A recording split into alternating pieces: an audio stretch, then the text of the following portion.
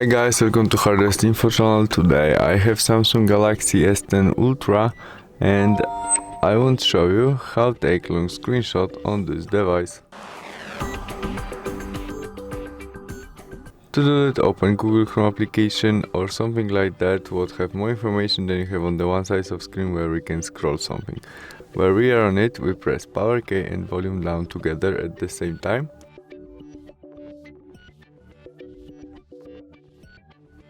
And after we make our screenshot, we tap on this first icon and it is scrolling right now, and when we push this button and adding more information and creating our own screenshot. When we stop push it, we stop creating and we have it. We can all open it in our gallery, and that's our long screenshot. Thanks for watching, see you soon, bye.